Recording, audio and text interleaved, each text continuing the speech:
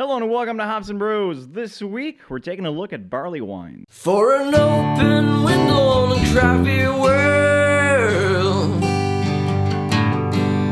Max and Chris from Ups and Brews. Ups and Brews. Welcome to Ups and Brews.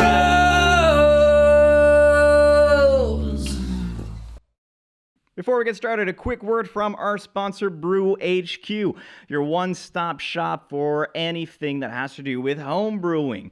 Weird times right now, and there's plenty of time on our hand to start a new hobby. A lot of people are making bread, a lot of people are making kombucha, and other stuff like that. Want to start home brewing. By home brewing, you're basically doing bread, but in the end, instead of having bread, you have beer, which you can drink or give to your buddies for feedback.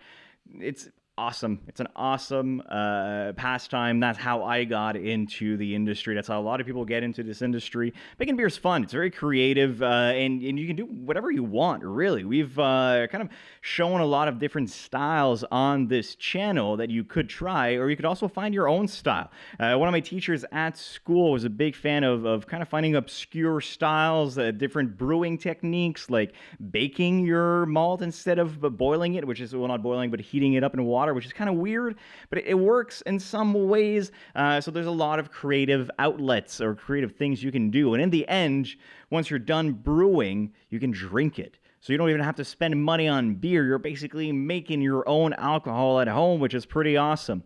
So Brew HQ has everything you need to get started. They have all the equipment, all the ingredients, and with a click of a button, you can order it and it comes directly to you. If you type in the code BROS at checkout, you'll get 10% off. So you can start brewing at a discount, which is really cool, especially in these times where, we have plenty of times on our hands, so might as well do something useful like brewing. Anyways, let's get to the show. All right, so this week we are taking a look at the barley wine, a classic style in both English and American versions that are very similar and different in a weird way. Anyways, barley wine, the reason why it is called a barley wine is the alcohol content. So the alcohol content of this beer is a lot closer to a wine, which is why they called it a barley wine in this case. So it's a wine made with barley instead of using fruits. It is also a style that is great for cellaring. We've done a bunch of videos on cellaring, so if you're curious, just go check out our bank. There's going to be a bunch of stuff there. But kind of a little tidbit about this, which I think is kind of cute and kind of a cool story. One of my teachers actually brewed a barley wine on his wedding day. Well, he brewed it before, and then they had the first bottle on his wedding day. And then every anniversary, he cracks the cellar open, grabs a new bottle, and tries it. It's been a few years now, and he says that the beer is still getting better every year, which is phenomenal. But naturally, there's probably going to be a point of diminishing return. But it's a cute little story. If you're a brewer or if you want to get into home brewing, you can check out Brew HQ. That's another plug. 2 plugs in a video. Anyways, and that's a cool way to kind of keep it alive, make a beer that you can keep, that you can enjoy with your spouse or your future spouse or whatever on, a yearly basis and kind of experience the whole thing. I think it's kind of cute. It's kind of cool. Anyways, Chris, what exactly is this beer before I start rambling more about this? So obviously, if you're not familiar with barley wines, it's a style that originated back in England. And since we're kind of like on this run of doing old classic styles, I think that barley wine represents what we love the most about those classics. And it's the hype behind it. You might say, wait Chris, right now barley wines aren't really what's the most hyped up style out there, but I can guarantee you that a couple of years ago, that's what people were looking after. Myself included. So maybe barley wines are at the origin of those sought after beers, lining up or waiting for them to be released in a yearly parade. So brewed in the days where Portugal were a more popular technique of brewing back in England, they were starting off with all high malts quantities and hops into their beers.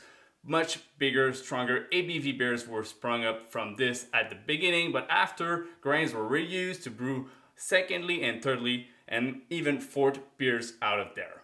Of course, the last beers coming out of this Portugal techniques were released as a freshly beer. But the first ones were put in barrels. Since they were stronger, they were able to be aged over a longer period of time and build nice aromas. Those barrels were mostly oak barrels, obviously I think all barrels are oak, but they can be cherry or whatever. That's another debate, that's another video, but mostly they get that oak aging treatment. But then we already talked about it in the IPA video, American IPA video. The craft beer revolution kind of like swept everything together. And as I can remember, the first breweries coming out right off the gate with strong ABV beers produced yearly was the Barleywine. And the Barleywine, when it came to America, it kind of like took the American treatment. As usual, pushing everything back further as we can into the flavors.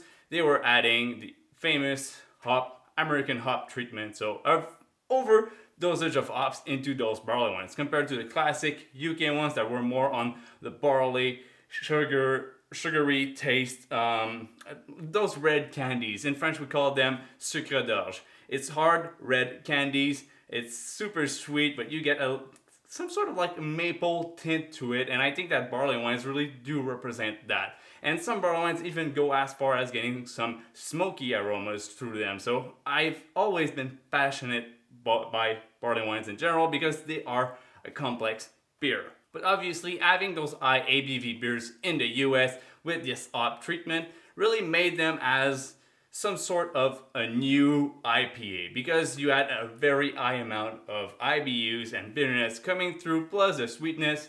It was some sort of like a triple or a quad IPA. Obviously it's not what it was meant for because it's way more darker in color.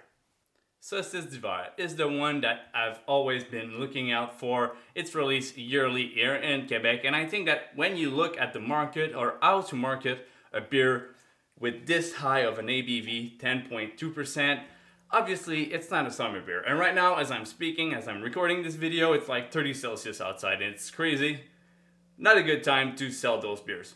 But wintertime is where it kicks in. And I think that having those beers right now produced by classic breweries like Dieu du Ciel here in Quebec, but also back in the US like The Brewery, it's a yearly beer that they release. Obviously, it's building a lot of hype and it's always represented as a classic. And you can see it often from the labels, using hand-drawn illustrations to kind of like reflect that old style coming through it, but also focusing on the aging process of the beer. Obviously, if you have barley wines at home and you're sitting on them, it's still a good thing. I will recommend trying them in a yearly sort of pace if you get it. So obviously you can buy 4 of those. It's fairly priced.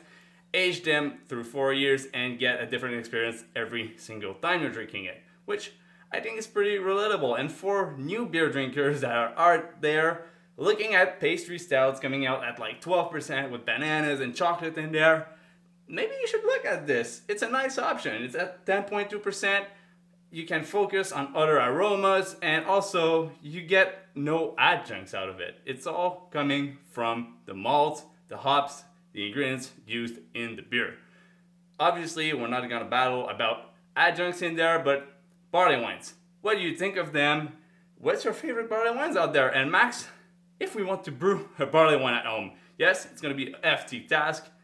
How can we make it happen? Thanks, Chris. So, the cool kind of character about this beer is the overuse of barley in this case, in the sense that there is a tremendous amount of barley, a tremendous amount of grain in here for 2 big reasons. The first one is these beers tend to sit between 6 and 12% ABV, alcohol by volume, which is very, very high. If you know anything about beer, anything about beer yeast, it doesn't like to go, into too high of that alcohol. The yeast actually starts to not perform as well in these waters. Also, you end up with kind of an alcohol aftertaste in your beer, which is not ideal. Beers I find, are mostly made to be refreshing and not quite, it's not like enjoying a scotch. If you want to enjoy a scotch, enjoy a scotch. If you want a beer, enjoy something refreshing. But anyways, that's just my opinion, and my opinion does not reflect anything that is said on the show.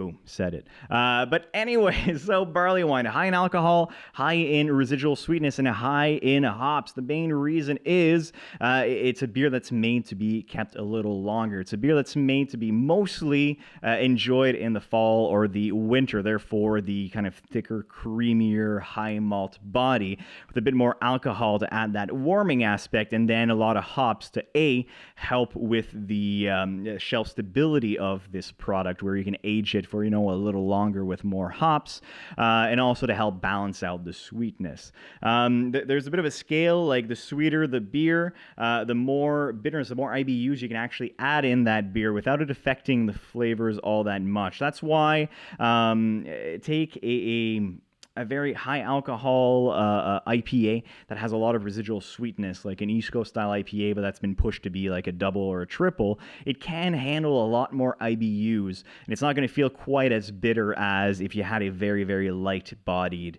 very low alcohol, low creaminess, or no creaminess, very thin bodied beer. Then you add a bunch of hops and you can feel it immediately. Take a lager, for example. If you boost the IBUs to 80, it's going to be almost undrinkable, way too bitter. As you take the exact same thing, you put it into a very creamy, very sweet beer, and it tastes fine. It tastes like it's very balanced. So that's the barley wine. That's kind of how I Turo, Maris Otter, depending on the, if you're going more for an American style, more of an English style. Bit of caramel, bit of crystal malt in there for the color, for the sweetness. But again, it's low, low mash temperatures. We're trying to extract some sugars, but you also want a lot of residual sugars in that mix.